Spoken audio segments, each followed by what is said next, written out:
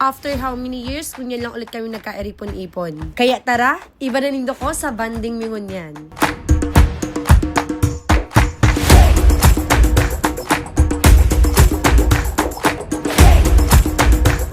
Nag-abot sa ruming friend na hali sa Germany. Pero bago pa man siya mag-uli, talagang tigplano niya naman eh. Kaya syempre, for the go din ang mga babae niyan, tahaloy din talagang day nagkahirilingan. Kaya daw makulugon pa ang payo ko dyan, tabay hangover ako. Hala, sige, laban. Halawi ko na panahon na day kami nagkahirilingan, pero mala, bita, iyo man giraray. Mga hambugon man giraray, pero magagayon. Anyways, nagran kami din ng staycation na para sa bulan talaga, talima-lima man sana kami. Tapos nailing din nakadress na yan, aki pa yan, kaya libre yan dyan. Ay, tahilingan na ba yung duwang iniyo, tas sabik sa kada saro. Pero kung mga time na yan, mayo pa talaga ako sa mood ko para magigiribuhon ko dyan. Ay, grabe pa talaga ang hangover ko. Maray na sana, naintindihan maninda ko. Kaya nagirihigda muna ko dyan pampawara ng kulog payo. Tig-inumin naman ko nga ni Jenny Pocari Sweat. Tas sabi nga ni kang pinsan ko, napapahingaw da yan. Mala tayo mananggad. Supposed to be kaya talaga dapat padara kami ng kakanon. And ang naka-assign talaga sa kuya dapat adobo tsaka natong. Kaya lang paano ko pa mga gigiribuhon? Naday ko nga ni inaasahan na masusobrang burot talaga ako duman sa piyesta, duman sa mo. Kaya maalak baga nagkaurubos na sa lang oras may kakaluto. Eh di ko ta na nagirestoryahan na kamo. Eh di ko ta na dakol na kamong buhay na naraot. Taba nga haloy pati magruluto.